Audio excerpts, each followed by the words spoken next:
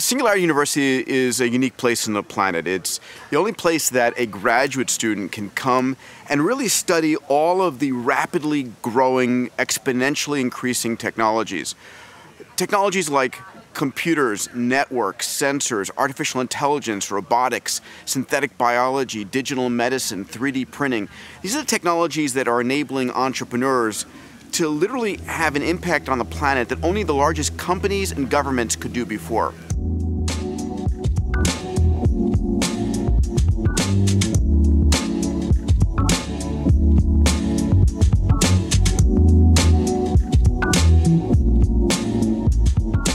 Ik ben Remco Bloemen, 26 jaar oud. Mijn achtergrond is in engineering en fysische wetenschappen.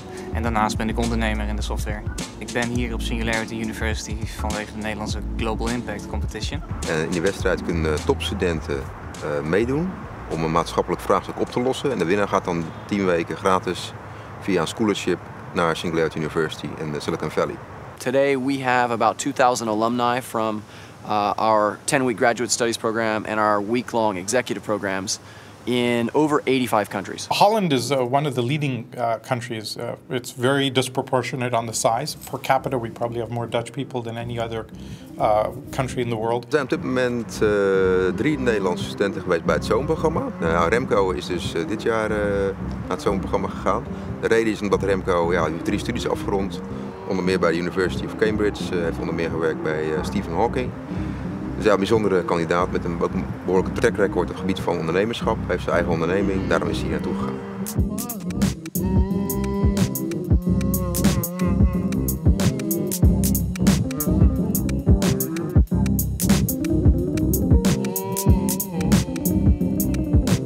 Singularity University is voor mij toch wel een beetje een droom. Ik heb van jongs af aan al veel gelezen over Silicon Valley. En Singularity University geeft je de kans om daar een zomer lang middenin te zitten, erin deel te nemen en echt onderdeel te worden van die community. En het is moeilijk te beschrijven hoe het hier er werkelijk aan toe gaat. Het is veel meer op het vlak van hoe mensen zijn en de interactie tussen mensen hier. Wat ontzettend bijzonder is. Er zijn raswetenschappers, er zijn astronauten in ambitie hier, er zijn ontzettend succesvolle investeerders. De deelnemers lopen van compleet bankroute hippies tot aan miljardairs. Ik denk voor veel mensen is dat het meest waardevolle onderdeel geweest. Dat je zo'n breed beeld krijgt van hoe de wereld is. Maar ook dat iedereen uiteindelijk gewoon een persoon is met een eigen historie en een sterke ambitie. Want dat is uiteindelijk waar we op geselecteerd zijn. Op de ambitie om iets moois te maken van deze wereld. Through the program we start to recognize that it's a really, really hard job to know what's happening in any one field because of the pace of technology. And we talk about it being an exponential pace of change with technology. So it's an interesting time that we're living in where in order to stay at the cutting edge, that's a full-time job. In fact, you can't even really do it as a full-time job, which is why the university exists. This is amazing. Amazing, huh? Oh my God. No way. The GoPro goes there on the bottom. And you have a gimbal too, or no? We got a gimbal, but it was not working. The brush was flat. Okay, glasses. Take a picture. Take a picture. We're enabling more and more people to become problem solvers. Today, you don't have to just complain about problems. You're empowered like never before to solve those problems. And that's leading us towards a world of abundance, where we're going to meet the basic needs of every man, woman, and child and solve the grand challenges of humanity. And this isn't something happening in 100 years. This is something happening right now in these next few decades. And the graduate students here at Singularity University are the entrepreneurs empowered by this technology that's making that future happen. Where is it today and where will it be in a couple of years? And if you kind of know where the hockey puck is going, you can start to plan your projects, the apps you're building. You don't want to build an app for the iPhone 5, you want to build one for the iPhone 8, or at least know where that might be. De 10 weken van het programma zitten we hier op de NASA Ames Research Park in Haantje Mountain View naast Facebook, LinkedIn en Google. We hebben allemaal een dorm. Welkom binnen.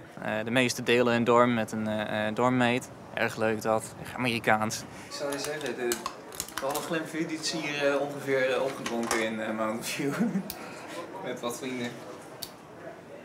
Het zomerprogramma bestond uit, het eerste deel was een soort introductielectures en kennismakingsrondes. De tweede week werden we geïntroduceerd in de grote problemen die ze hier proberen te tackelen. De 2 weken daarna zijn we wat dieper in de verschillende technologieën gegaan die we daarvoor kunnen gebruiken. En vanaf dan hebben we een periode gehad om in groepen van 3 tot 6 mensen te werken aan een specifieke gerichte oplossing. Met het doel om daar uiteindelijk een levensvatbaar project uit te krijgen. Primarily, this is a graduation, so we are going to call each of you by name and you'll be able to come up and get your picture taken.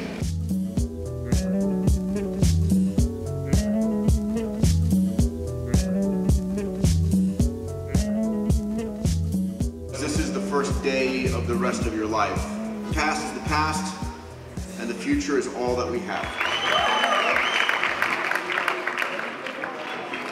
Remco Bloemen. The challenges that the students are focused on are challenges like how do we feed billions of people, provide them clean drinking water, provide them ubiquitous free health care, to enable every man, woman, and child on this planet to have their basic needs met. They focus every year on creating a new company that can positively impact the lives of 1 billion people within a decade. Today, given that there are 5.5 billion people out in the world, if you want to impact 1 billion people, you have to consider mobile. Once the iPhone was launched, it wasn't anymore a phone that maybe had an application or so on it. It was more that you have a supercomputer that happens to have a phone application. I think the future of the next 10 or 20 years of humanity depends almost 90 to 100% on mobile being successful as a platform. Het project waar ik aan werk heet BitGov en het is de bedoeling om een soort wereldwijde democratie op te zetten. We proberen daarmee 2 problemen van de huidige manier hoe we deze wereld regeren aan te pakken. De eerste is een gebrek aan globalisatie. Het tweede probleem is dat in veel democratieën stem je 1 keer in de 2 tot 4 jaar op een heel klein groepje partijen. Daar moet echt eens een keer wat verandering in komen en vernieuwing in komen.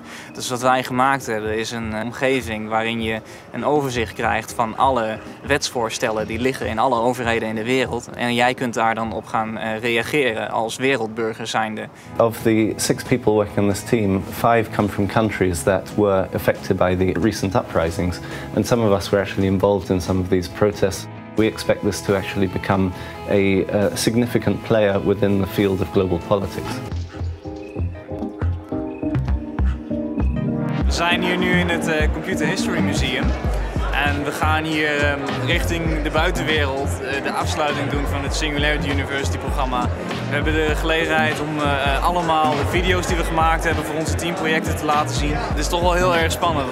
Dit is eigenlijk de eerste publieke bekendmaking van waar je toch de hele zomer aan gewerkt hebt. De buitenwereld die hier in het publiek zit zijn de bijzondere mensen hier uit de Bay Area die echt een affiniteit hebben met waar Singularity University voor staat.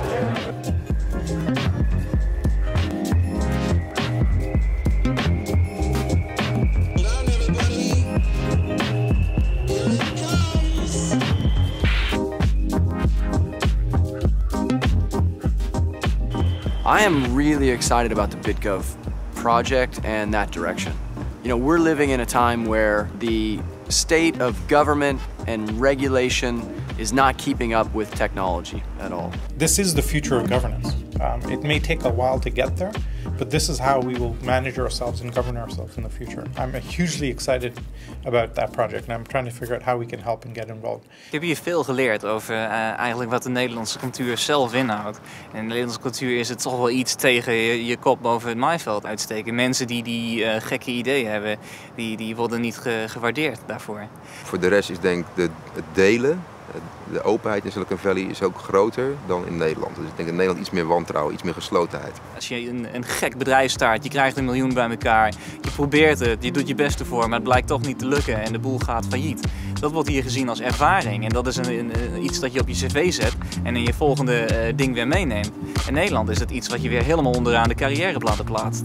Dat is toch wel een cultuur die ik denk dat we moeten veranderen in Nederland.